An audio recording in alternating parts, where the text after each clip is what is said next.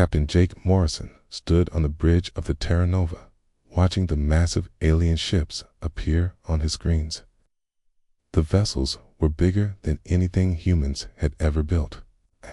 Their dark metal hulls gleamed with strange lights, and weapon ports lined their sides like deadly teeth.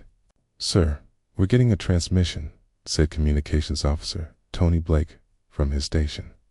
His voice was steady, but Jake could hear the nervousness underneath. "Put it through," Jake replied, straightening his uniform. This was humanity's first real contact with an alien empire, and he wanted to make a good impression. The main screen flickered, and an alien face appeared. The creature had blue-gray skin, 4 eyes arranged in a diamond pattern, and a mouth full of sharp teeth. When it spoke, the translation system made its voice sound cold and harsh. "I am Fleet Commander Vex of the Zephyrian Empire. You are the species called humans, yes? We have heard stories about your kind from traders at the edge of space." Jake stepped forward. "I'm Captain Morrison of the human ship Terra Nova. We come in peace, seeking friendship and trade between our peoples." The alien's 4 eyes blinked in what looked like amusement. "Keys? Friendship?" Keys made a sound that might have been laughter. In this galaxy, young species, strength determines survival. The strong rule, and the weak serve or die.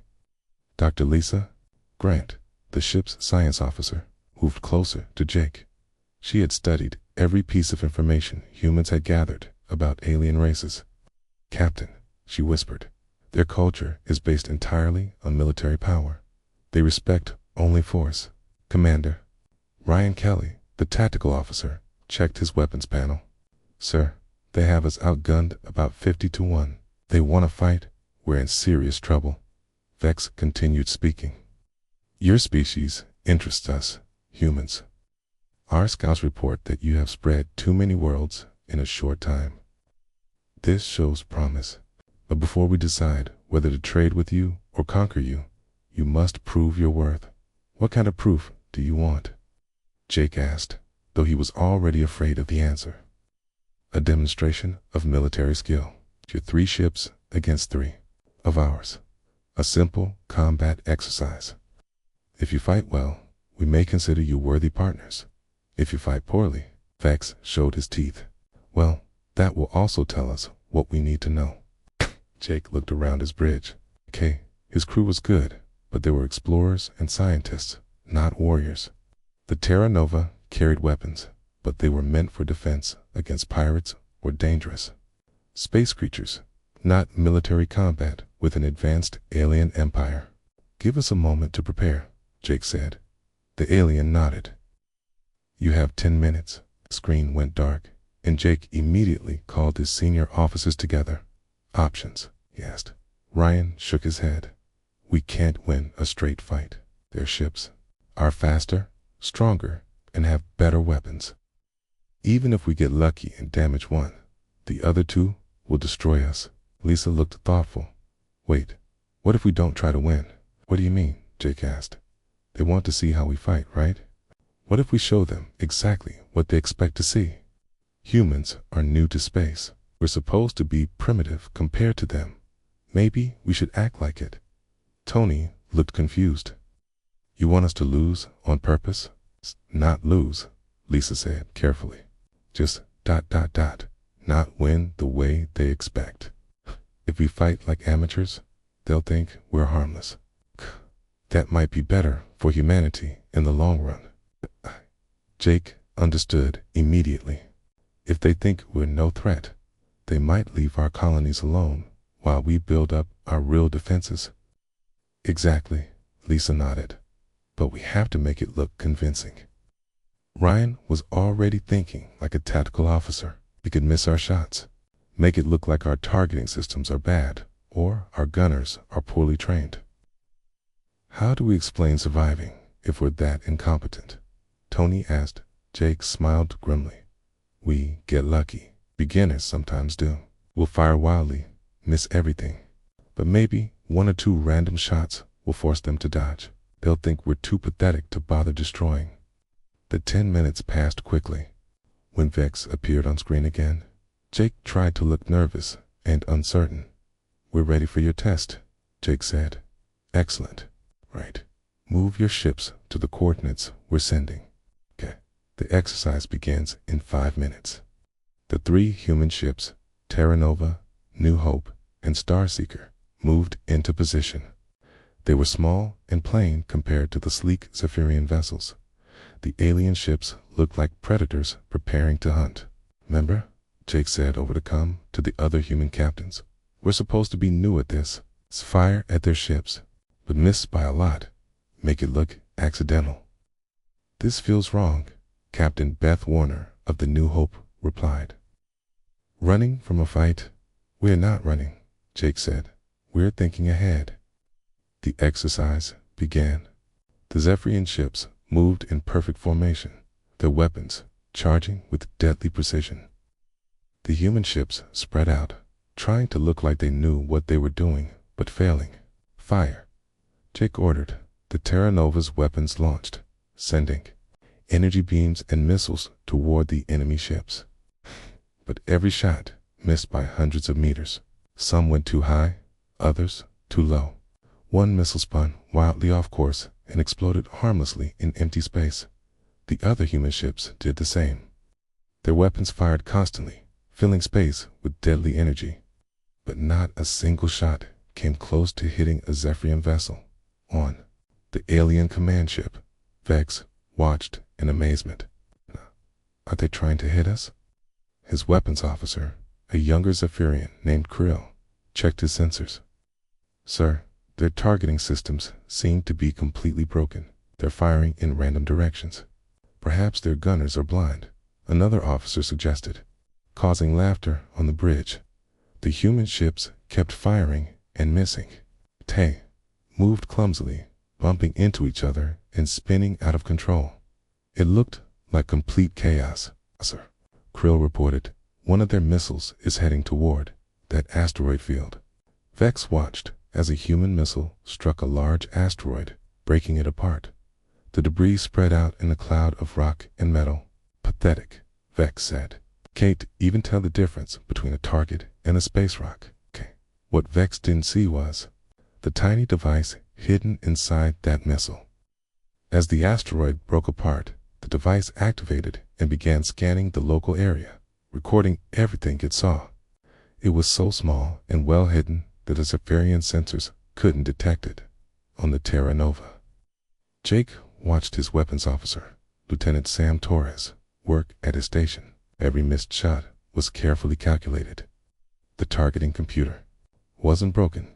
It was following a secret program that Jake and his officers had created. "Another miss, sir," Sam reported, trying to sound frustrated. "These alien ships are too fast for our systems."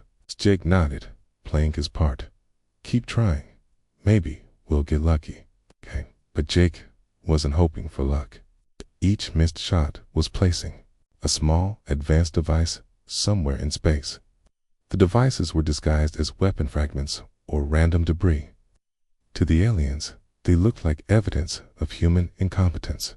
After 30 minutes of terrible shooting, Jake called for a ceasefire. "We yield," he said, over the comm. "Your ships are too advanced for us." Vex appeared on screen again, and his expression was amused rather than respectful. "That was ... educational. We have learned much about human military capabilities. Right, we're still developing our space combat techniques," Jake said, trying to sound embarrassed. "Perhaps you could offer some advice." "Perhaps," Vex said, though he clearly had no intention of helping. "We will consider your request for trade relations. For now, return to your territory and practice your shooting."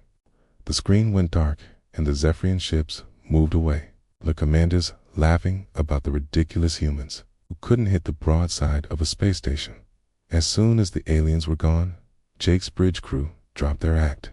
"Think they bought it?" Ryan asked. Lisa was already checking her sensor readings completely, sending reports about our terrible accuracy to their fleet command. Jake smiled. "Good. That gives us time to prepare for what comes next.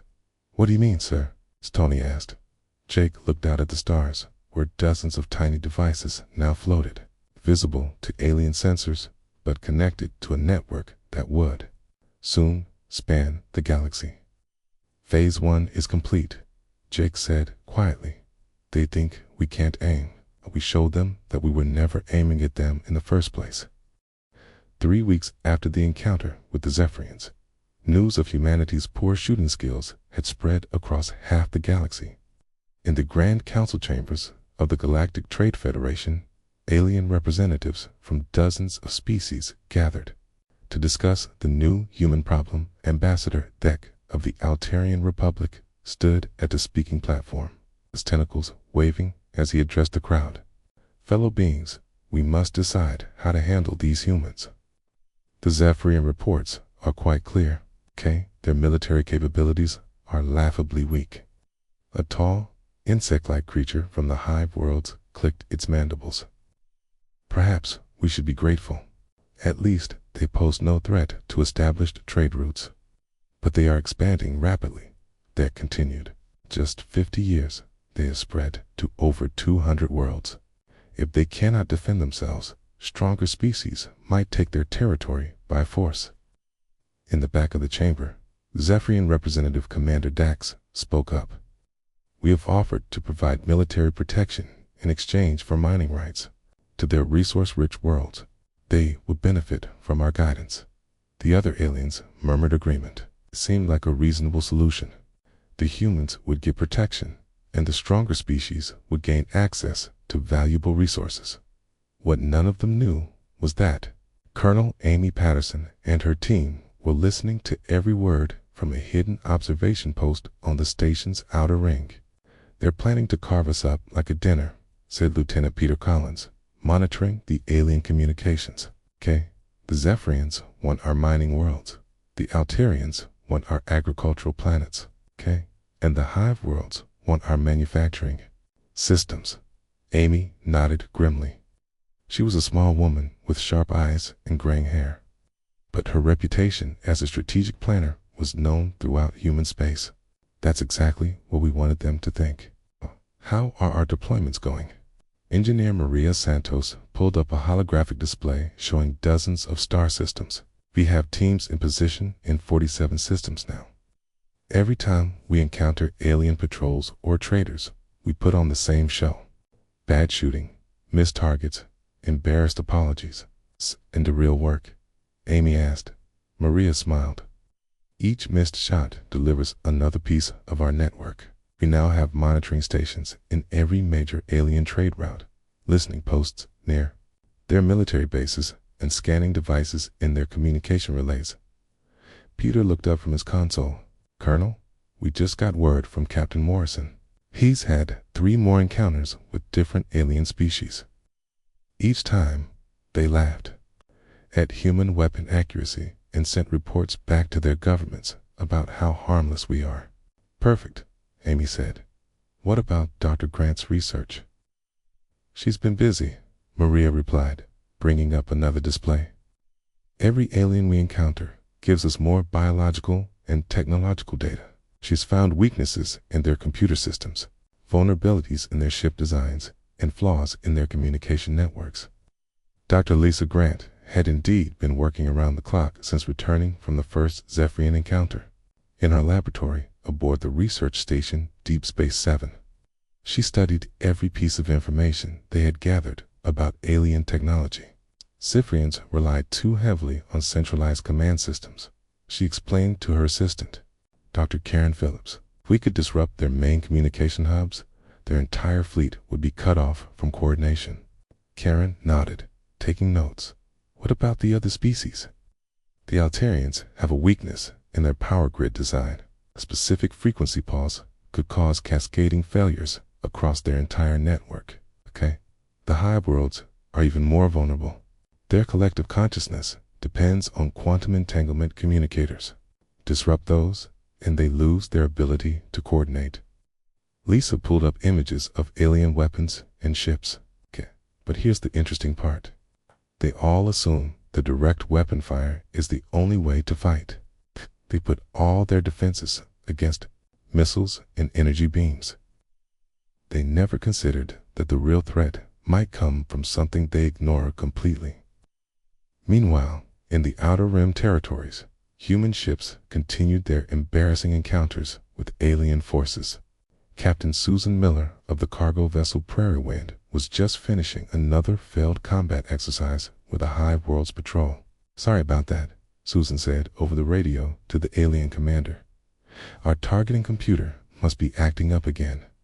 We'll get it fixed at the next station." The insect-like alien's voice buzzed with amusement. "Humans should stick to farming and mining. Leave military matters to species that understand them."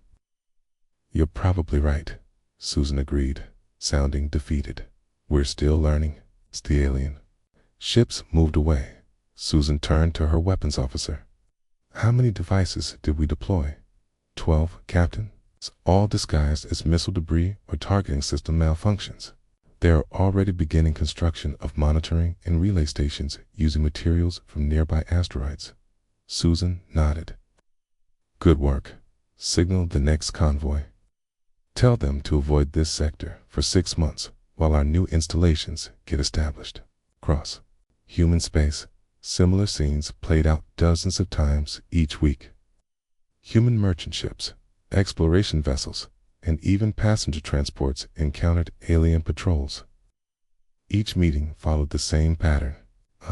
The humans would be challenged to prove their defensive capabilities. They would fire wildly and miss every target. The aliens would laugh and send reports about human incompetence back to their commanders. But with every missed shot, humanity's secret network grew larger and more sophisticated in the Zephyrian capital system. Fleet Commander Vex was meeting with the Empire's War Council. The massive chamber was filled with the Empire's greatest military minds, all discussing the expansion of their territory. "The human colonies are ripe for conquest," Vex reported. "Their military is pathetic. We could take 50 of their worlds with a single battle group." General Roth, an older Zephyrian with scars from many battles, studied the tactical displays. "Are you certain they pose no threat? Species that expand quickly sometimes hide their true strength." "I have personally observed their combat capabilities," Vex insisted. "They cannot hit stationary targets at close range. Their tactics are non-existent. Their ships are slow and poorly armed." Admiral Kane, the Empire's strategic planning chief, nodded slowly. "If they are truly this weak, we should move quickly. Other species will also see the opportunity. The Altarians have already started negotiating for human agricultural worlds." "Then we must act first," declared Supreme Commander Zark, the leader of the War Council. "Frex, prepare invasion plans for the human core worlds. We will give them one chance to surrender and accept Zephyrian protection. If they refuse, we will take what we want by force." The council members roared their approval, completely confident in their superiority over the hapless humans. But in a small chamber deep within the Zephyrian capital station, one of Amy Patterson's hidden devices was recording every word of their meeting back on Deep Space 7. Amy received the intelligence report with satisfaction. "Planning to move against us within 6 months. It gives us just enough time to complete the network." Peter Collins looked worried. "Colonel, are you sure this plan will work? We're betting the survival of our entire species on the idea that they'll continue to underestimate us." Amy looked at the holographic display showing their secret network, spreading across the galaxy like invisible spiderwebs. Each missed shot from the past months had built another piece of the puzzle. Communication relays, scanning stations, and weapons platforms were taking shape in hidden locations throughout alien space. "The beauty of this plan," Amy said, "is that it doesn't matter if they discover it now. By the time they realize what we've been doing, it will be too late to stop it." Maria Santos activated another section of the display, showing the construction progress in real time. "The nanite fabricators we've deployed are working faster than expected. They're using local materials to build our installations, so there's no supply chain for the aliens to trace back to us." What about power sources? Peter asked. Solar collectors disguised as space debris, Maria replied, and backup fusion generators that look like broken missile components. The aliens see scattered junk from human weapon failures. They have no idea it's actually a sophisticated industrial network. Dr. Grant joined the meeting via video link. From her laboratory, I've completed the analysis of alien defensive systems. Once our network is fully online, we'll be able to target their critical infrastructure with pinpoint accuracy. They'll never see it coming. Amy nodded. How long until full deployment? Another 8 weeks for complete coverage of all major alien systems, Maria reported. 12 weeks for full operational capability. And the Zephyrians' plan to invade. In 24 weeks, Amy mused. That gives us plenty of time to prepare our surprise. Okay. As the meeting ended, Amy remained staring at the display. Thousands of tiny lights represented the hidden network humanity was building throughout the galaxy. Each light was the result of a carefully missed shot, a deliberately failed combat exercise, a perfectly performed act of incompetence. Soon, the aliens would learn that humanity's worst shooting in galactic history was actually the most precise deployment of strategic assets ever attempted. They had mocked human aim, without understanding that the targets were never the ships they were fighting. The Galactic Military Academy on Centrix Prime was the most respected war college in known space. For 300 years, officers from dozens of species had studied there to learn the art of interstellar combat. Today, the Academy's greatest minds were analyzing what they called the human problem. Professor Vell, a distinguished Altarian military historian, stood before a classroom filled with young officers from various alien species. On the wall behind him, video recordings showed human ships firing wildly at enemy targets and missing by enormous distances. Students observed this footage from the past 6 months, Professor Vell said, his tentacles gesturing at the display.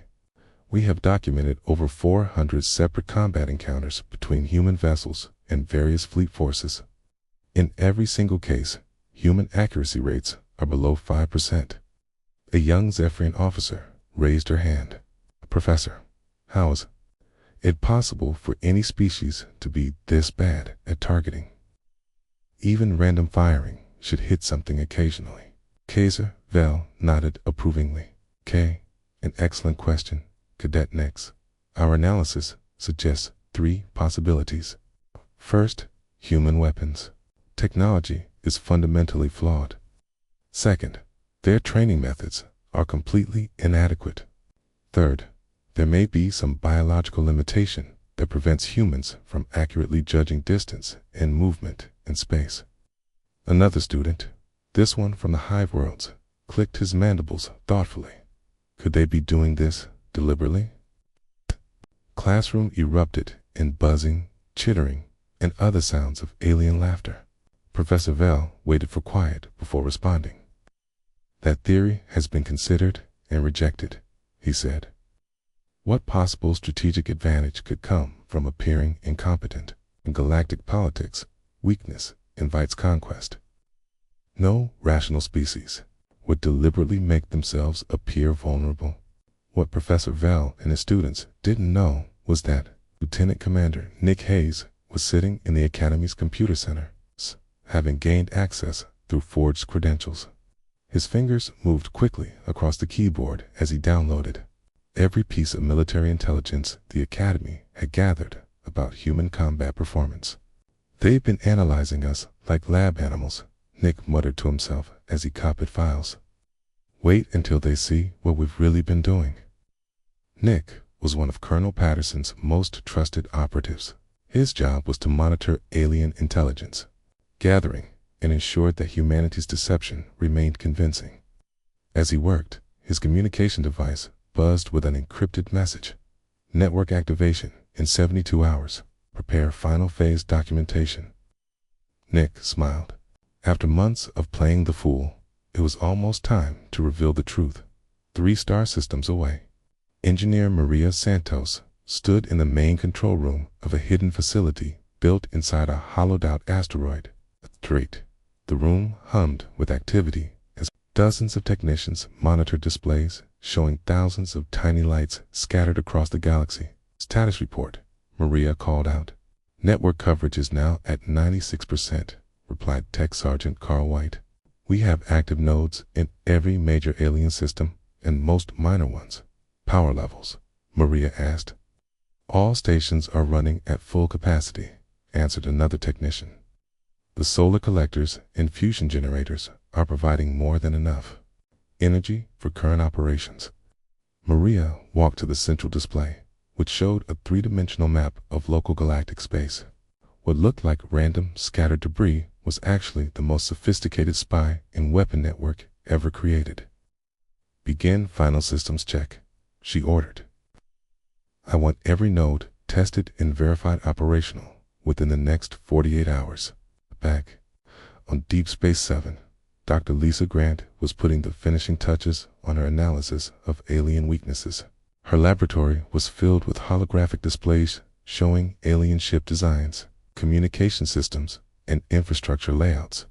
Karen, bring up the Zephyrian fleet composition data, Lisa said to her assistant. Dr. Karen Phillips activated another display. Here's what we've gathered from our monitoring stations.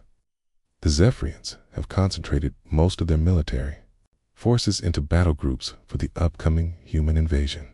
They've pulled ships from border defense and patrol duties. Lisa nodded. Perfect. That leaves their home systems lightly defended. What about their communication hubs? We've identified 17 primary relay stations that handle 90% of their military communications. If those go down, their fleet coordination will collapse. Lisa pulled up similar data for the other alien species. The Altarians had the same weakness. So do the Hive worlds and most of the smaller empires. They've all designed their military systems around the assumption that enemies will attack with conventional weapons. What about civilian infrastructure? Karen asked. It's even more vulnerable, Lisa replied. It's power generation, food distribution, transportation networks. They've never considered that someone might target these systems instead of military targets. At that moment, Colonel Amy Patterson entered the laboratory. She looked tired, but determined. How are we looking, Lisa? Amy asked. Everything is ready, Lisa replied. Once the network goes active, we can hit them simultaneously across multiple systems. They won't know what's happening until it's too late to respond. Amy nodded grimly. The Zephyrians are accelerating their invasion timeline. Our intelligence suggests they'll move against our outer colonies within 2 weeks. That's earlier than expected, Karen said nervously. It doesn't matter, Amy replied. We're ready now. Nick has confirmed that the aliens still believe we're helpless. Their entire invasion plan is based on facing minimal resistance. In the Zephyrian war room, Supreme Commander Zark was indeed finalizing invasion plans. The massive holographic display showed human space divided into conquest zones, with different Zephyrian battle groups assigned to each area. The humans have made no effort to improve their defenses, Fleet Commander Vex reported.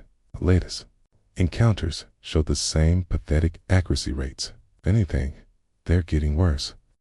General Roth studied the tactical display. Our intelligence suggests they have fewer than 1,000 combat-capable vessels spread across 200 worlds. We can overwhelm them with pure numbers. Admiral Kane pointed to specific human colonies on the map. These agricultural worlds will provide food for our expanding population. The mining colonies will supply raw materials for ship construction, and their industrial systems will be converted to produce Zephyrian equipment. Supreme Commander Zark stood before the assembled officers. The invasion begins in 10 days. We will offer the humans one final chance to surrender peacefully. When they refuse, we will demonstrate why the Zephyrian Empire rules this sector of space. The officers roared their approval, completely confident in their coming victory over the hapless humans, but hidden in the walls of their own command center. One of Amy Patterson's monitoring devices was recording every word and transmitting the data to human intelligence. On Deep Space 7, Amy received the final invasion timeline with grim satisfaction. 10 days, she said to her assembled staff. That means we activate the network in 6 days, giving us 4 days to complete our operations before they arrive. Lieutenant Commander Nick Hayes had returned from his intelligence mission and was now briefing the command team. The aliens are so convinced of our incompetence that they're not even bothering with serious security precautions. They believe this will be the easiest conquest in galactic history. Maria Santos activated the network control systems. All nodes are online and ready. We've tested every system and everything is functioning perfectly. Dr. Lisa Grant joined them with her final analysis. I've identified the optimal targets for maximum impact. If we hit these specific points simultaneously, we can cripple their ability to coordinate military operations while disrupting their civilian infrastructure. Amy looked around the room at her team. These men and women had spent months planning and executing the most complex military deception in human history. Soon, they would find out if their gamble had paid off. Remember, Amy said, the goal isn't just to win a battle. We need to demonstrate that humanity is not the easy target. They think we are. When this is over, every species in the galaxy will understand that attacking humans comes with consequences they never imagined. She paused, looking at the display showing their hidden network spread across alien space like an invisible web. They mocked our aim because they thought the ships were our targets, Amy continued. In 6 days, they'll learn that we were never trying to hit their ships. We were building the infrastructure to bring down their entire civilization.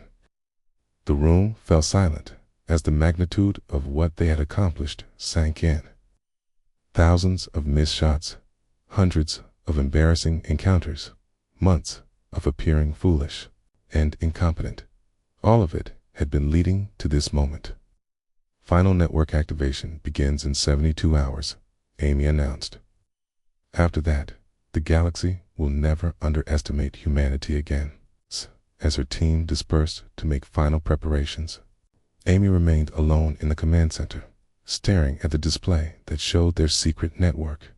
Each tiny light represented not just a monitoring station or weapon platform, but a testament to human patience, planning, and the willingness to appear weak in service of a greater strategy. Soon, the aliens would discover that humanity's greatest weapon wasn't their shooting accuracy. The Zephyrian invasion fleet was the largest military force assembled in over a century. 2,000 warships spread across space in perfect formation, their dark hulls gleaming with weapon ports and shield generators. Supreme Commander Zark stood on the bridge of his flagship, the Dominator, watching the final approach to human space. All battle groups report ready for combat, Admiral Kane announced from his position at the tactical station. The humans have only managed to deploy 300 ships to defend their outer colonies. Fleet Commander Vex smiled with anticipation. 300 ships with terrible accuracy against our 2,000. This will be over in hours. Signal the human fleet, Zark ordered. Give them one final chance to surrender. On the bridge of the human flagship Defiance, Admiral Steve Carter received the Zephyrian ultimatum with calm determination. Around him, his bridge crew worked quietly at their stations, appearing nervous and uncertain to any observers. Admiral, Communications. Officer Dan Brooks reported, "They're offering us terms. Surrender now and they'll allow human civilians to live under Zephyrian protection." Steve looked out at the massive alien fleet approaching his small defensive force. To any reasonable observer, the choice was obvious. Humanity was hopelessly outnumbered and outgunned. "Send our response," Steve said calmly. "Tell them we declined their generous offer." On the Dominator, Supreme Commander Zark received the human refusal with satisfaction rather than surprise. "Excellent. I was hoping they would choose to fight. It will make our victory more satisfying." Beginning attack run, Admiral Kane reported. "All ships advance and engage human forces." The massive Xaverian fleet moved forward like a tide of destruction. Their weapons charged to full power as they prepared to demonstrate the consequences of defying the Empire. Steve Carter watched the enemy approach and activated his command frequency. All ships, engage the enemy. Remember, we need to put on a good show. Okay. The human fleet opened fire just as they had in every previous encounter. Energy beams and missiles launched from their ships, filling space with deadly weapons. Just like before, every shot missed its target by enormous distances. They're still shooting like blind fools. Vex laughed as he watched human weapons fire harmlessly past Zephyrian ships. How did this species ever survive long enough to reach space? But something was different this time. While the human fleet continued their embarrassingly poor shooting, deep in space around the Zephyrian homeworlds, tiny devices that had been disguised as weapon debris for months were suddenly coming online in the hidden control center on Deep Space 7.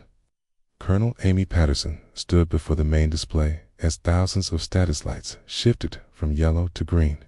Network activation complete, Maria Santos reported.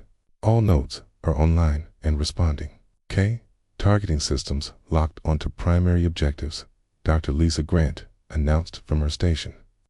We have clear shots at 17 Zephyrian communication hubs, 12 power generation stations, and 23 military command centers.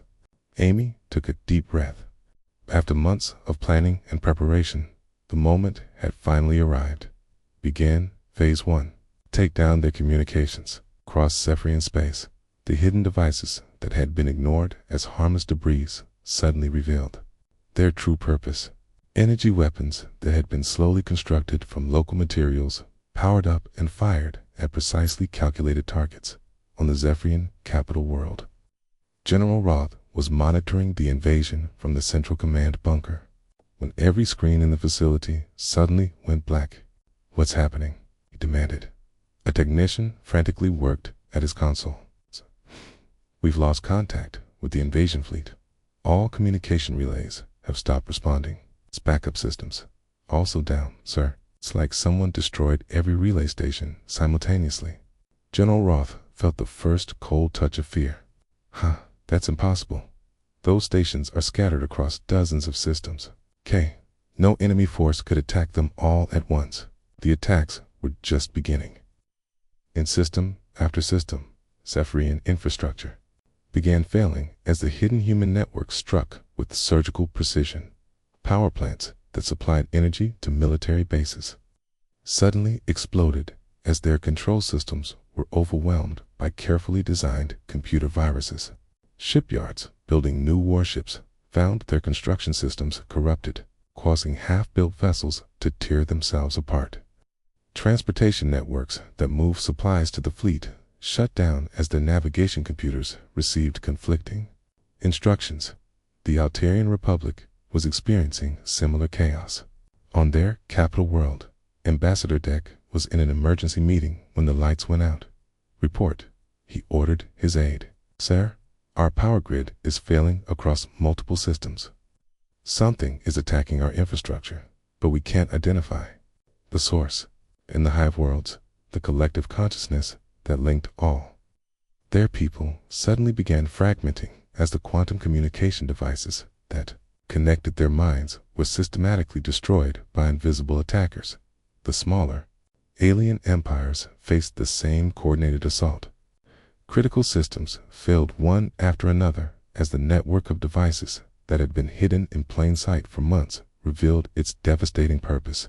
Back in the battle zone, the Zephyrian invasion fleet was still advancing confidently when Admiral Kane noticed something wrong. Sir, I'm getting reports of communication failures from our home systems, he told Supreme Commander Zark. What kind of failures?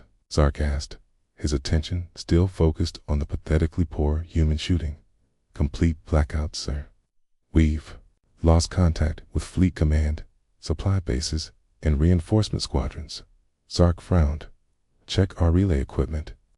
The humans couldn't possibly be jamming us from this distance with their primitive technology.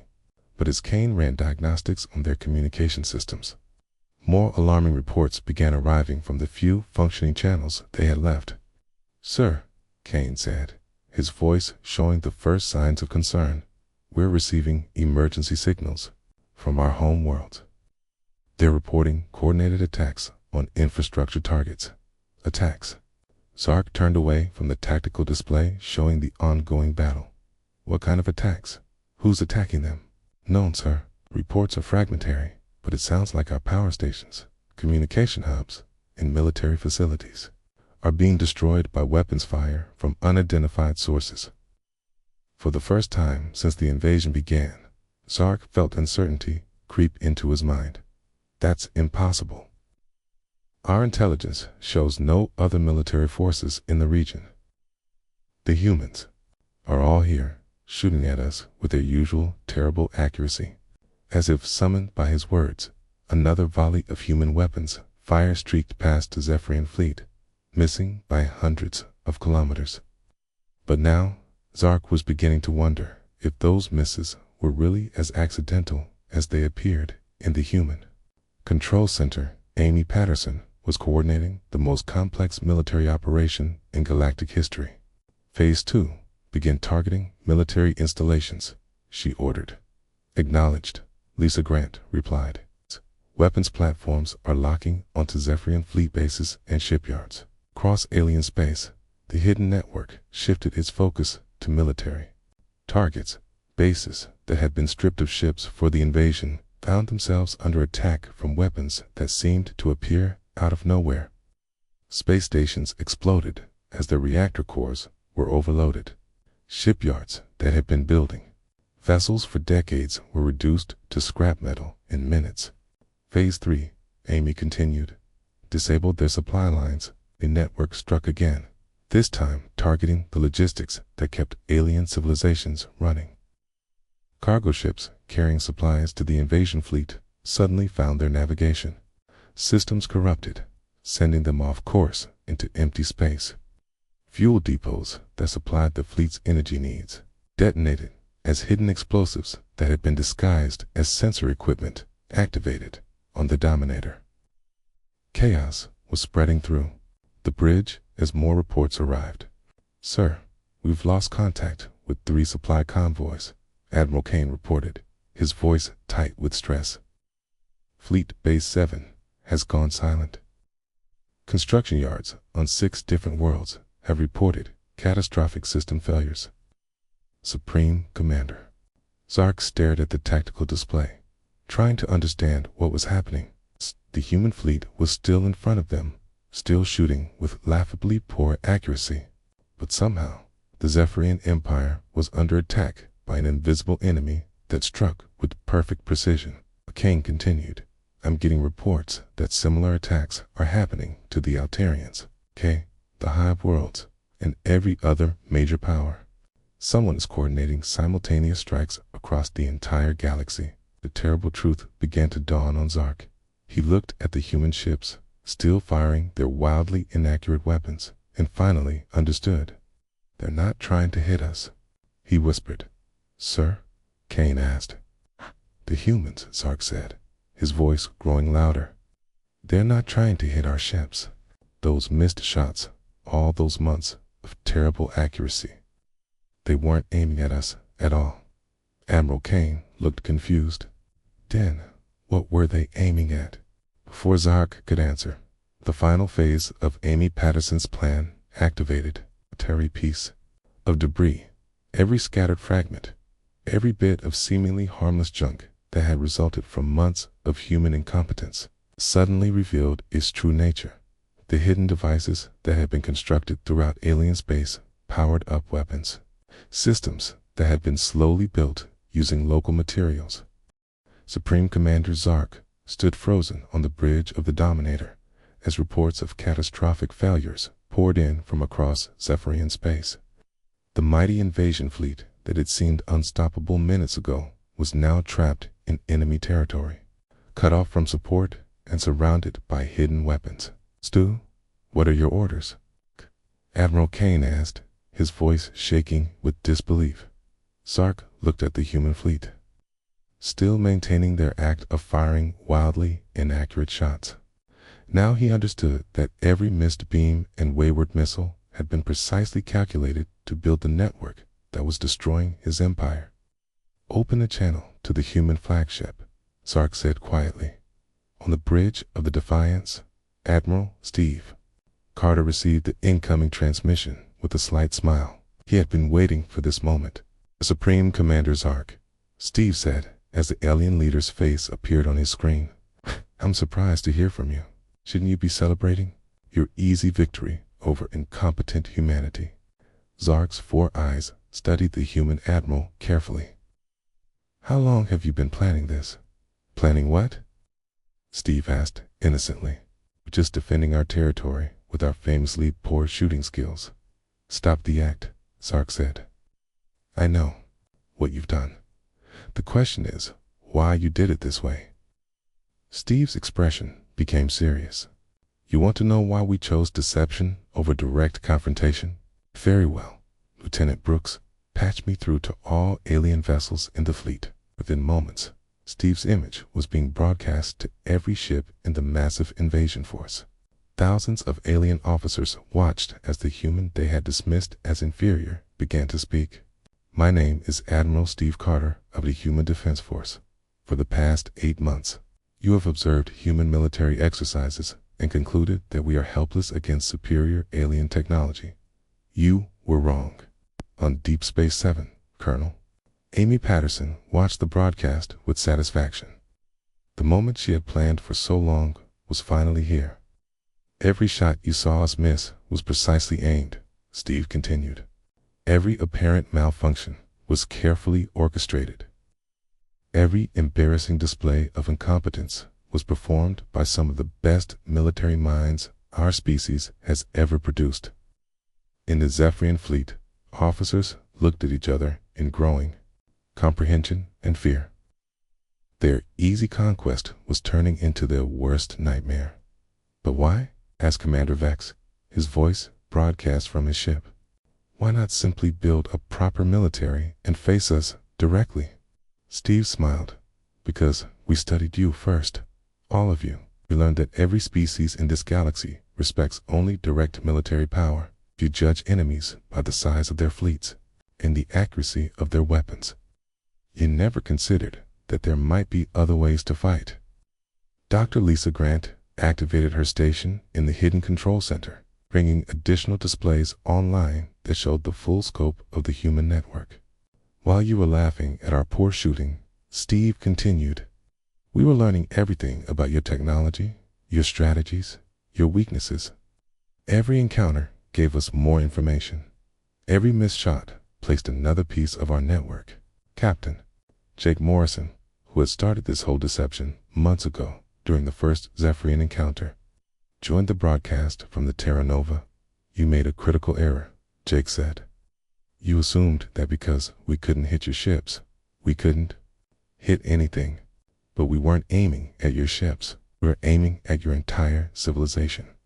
The alien fleet commanders were beginning to understand the scope of what had happened to them. Reports continued to stream in from their home worlds describing coordinated attacks on infrastructure that had seemed impossible just hours before. "Your communication networks are down," Steve explained. "Your power grids are failing. Supply lines are cut. Your reinforcements can't reach you because their navigation systems have been compromised. And all of this was accomplished with the weapons you watched us fire and miss for 8 months." On the bridge of an Altarian vessel, Captain Drek spoke into his communicator. "This is impossible. How could you deploy so many weapons without our detection systems noticing?" Maria Santos answered from the control center. "'Cause you weren't looking for them. You saw debris from failed human weapons and ignored it. Sensors were designed to detect ships and missiles, not construction nanites disguised as scrap metal." The truth was sinking in across the fleet. The aliens had been so focused on the immediate threat of human ships that they had completely missed the long-term threat of human strategy. But the implications go beyond this single battle. Steve continued. "Every major power in the galaxy participated in mocking human incompetence. Every species sent reports to their governments about our poor military capabilities. That means our network has access to all of your territories.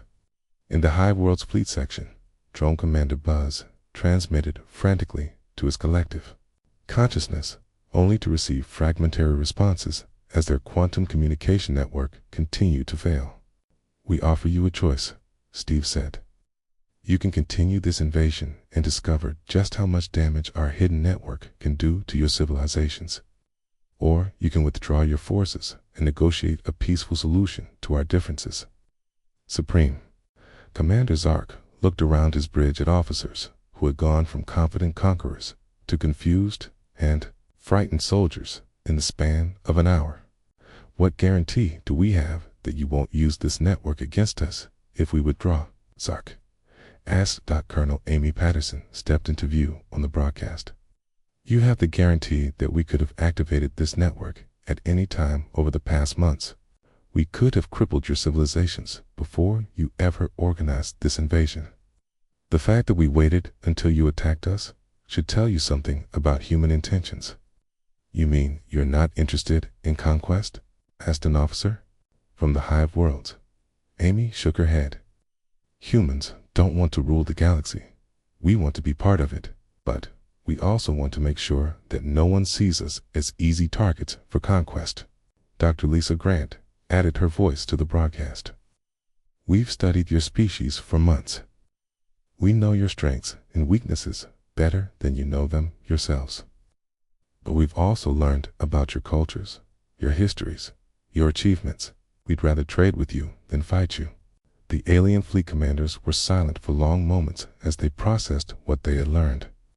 Their entire understanding of human capabilities had been turned upside down. Finally, Supreme Commander Zark spoke. "You've made your point. But how do we know you're telling the truth about preferring peace? This demonstration shows you're capable of destroying us whenever you choose." Captain Jake Morrison answered, "'Cause if we wanted to destroy you, we would have done it already. The network you're seeing now is just a small portion of what we've actually deployed. We have the capability to shut down every major civilization in this sector of the galaxy. But we're offering you the chance to withdraw peacefully instead." "Show them," Amy said quietly to Maria Santos.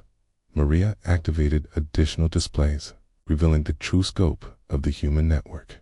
The aliens watched in stunned silence as thousands more hidden installations came online across dozens of star systems.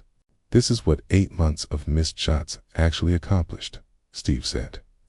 "We now have monitoring stations and weapons platforms throughout known space. We can observe your military movements, disrupt your communications, and target your critical infrastructure at will." "But," Amy added, "we're prepared to deactivate the offensive capabilities of this network in exchange for formal recognition of human sovereignty and fair trade agreements." The offer hung in space like a lifeline for the trapped invasion fleet. They had come to conquer what they thought was a weak species, and instead found themselves at the mercy of strategic thinking they had never imagined possible. Supreme Commander Sark made the decision that would reshape galactic politics. "We accept your terms.